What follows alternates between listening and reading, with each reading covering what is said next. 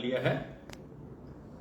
Inquest proceedings 174 CRPC में जो चल रही थी उसको धारा 306 एवं 498A में परिवर्तित करके FIR लॉन्च कर दी है और आगे की कार्रवाई शुरू कर दी है। 2020 में मार्च महीने की 8 तारीख को मंजीत कौर जो सुखवाल में जिसकी शादी हुई थी उसकी इंफॉर्मेशन पुलिस को मिली कि उसकी डेड बॉडी मिली है। पुलिस ने धारा 174 CRPC के अंतर्गत इंक्वेस्ट प्रोसीडिंग शुरू की ताकि मौत के असली कारण पता चल सके। मेडिकल करवाया गया, तीसरा FSL में भेजा गया और आगे की कार्रवाई शुरू की। अब पुलिस ने कार्रवाई को कंक्लूड कर लिया है धारा 174 की जो थी, और ये पाया कि पति Kulbir Singh son of Ratan Singh resident of Sukhwal नशेड़ी था।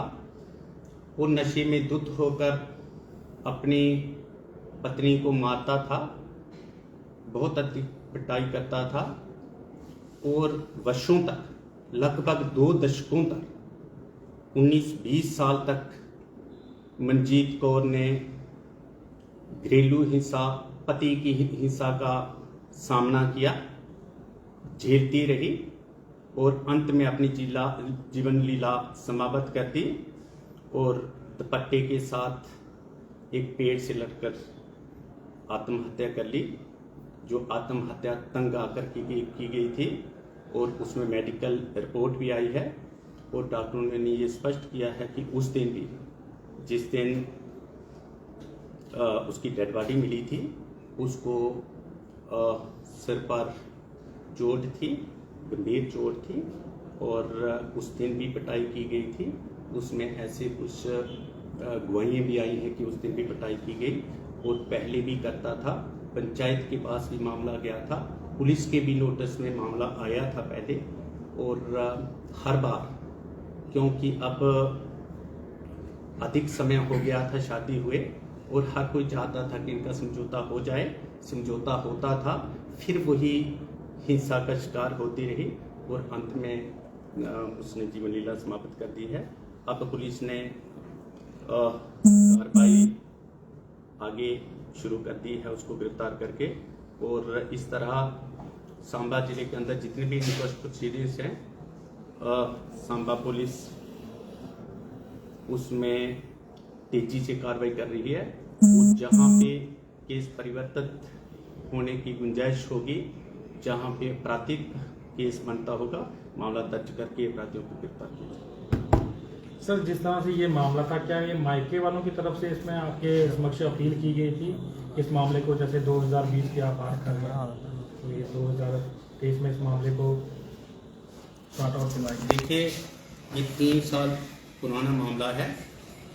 इस महिला के मायके होशियारपुर पंजाब में थे। यहाँ पे इसकी शादी हुई थी सुखवाल में, सुखवाल की नई बस्ती में, और इसके भाई एक भारतीय सेना में भी हैं, वे भी यहाँ पे आते रहे। उनको भी बड़ा दुख था, माता पिता को, भाइयों को, कि घरेलू हिंसा का शिकार हो रही है उनकी बेटी, उनकी बहन, परंतु क्योंकि नशेड़ी था पति, क्योंकि शराबी था पति, इसलिए कोई चारा नहीं चल रहा था। पुलिस ने भी मध्यस्थता की थी और पुलिस ने काउंसलिंग भी दी थी। पुलिस चाहती थी कि इनका आपस में समझौता बना रहे और बच्चे भी थे और आपस में वो रहे, और इस प्रकार का वो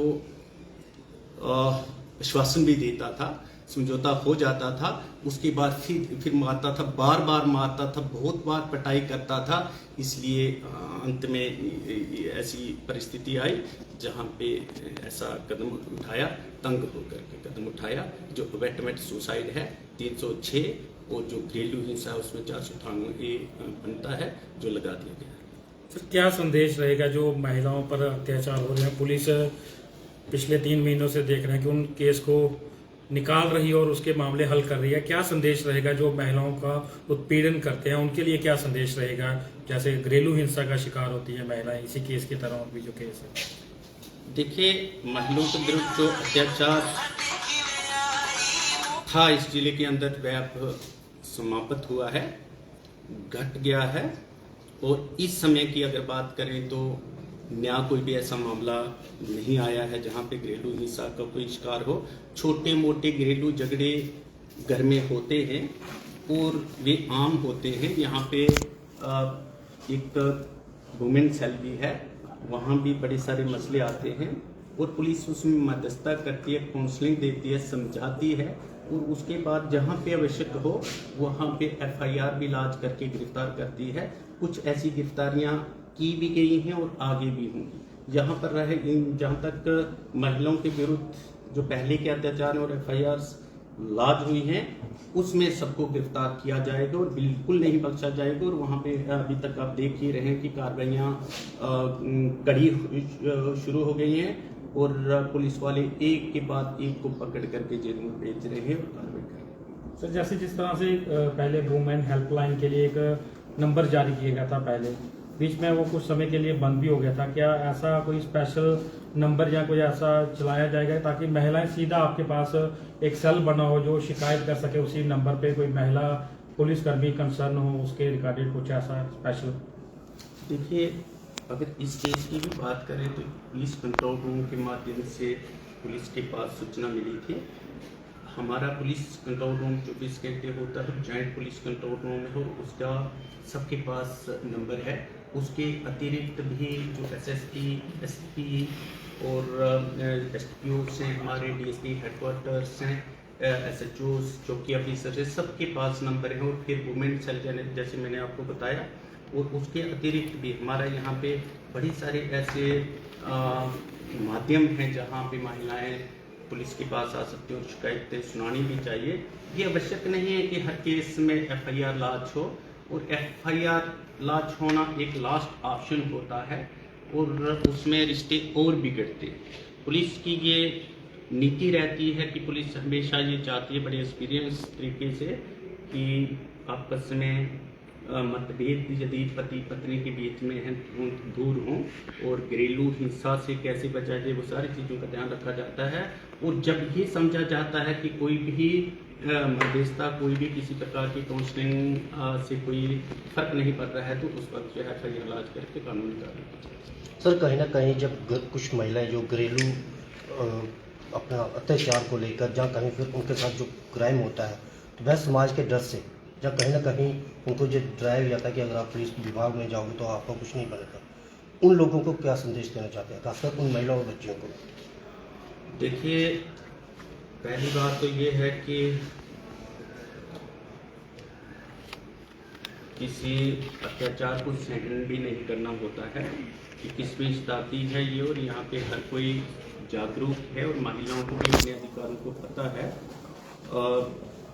यहाँ पे ये समझा जाए कि घरेलू हिंसा है और तंग किया जा रहा है तो पुलिस की सहायता लेनी चाहिए, पुलिस के पास आना चाहिए, कम से कम डिस्कस करना चाहिए, अपने मन के भाव व्यक्त करने चाहिए और उनको जो समस्याएं आ रही हैं वे व्यक्त करना चाहिए। क्योंकि पुलिस वाले एक्सपर्ट होते हैं और जैसे डॉक्टर के पास जाकर के कंसल्ट की जाती है ऐसी बातें, तो पुलिस के पास आकर के कंसल्ट भी की जा सकती हैं चीज़ें, ताकि पुलिस कोई ना कोई सही तरीका बताएगी। जब जिसका असहाय व्यक्ति का, जब किसी महिला का कोई नहीं होता है उस समय पुलिस होती है और पुलिस अपने बहनों की तरह, अपने परिवार के सदस्यों की तरह महिलाओं के साथ वो करेगी, अपना जो भी मदद होगी, जितनी भी सहायता होगी तो वह करेगी और करती है, हर स्थान पर करती है पूरे भारत देश में, जम्मू कश्मीर में और सांबा जिले के में तो विशेष तौर पर, क्योंकि महिलाओं के विरुद्ध अत्याचार जो हो रहा है, जो होता आया है, उसके खिलाफ जो है पुलिस खड़ी है और पुलिस कार्रवाई कर रही है।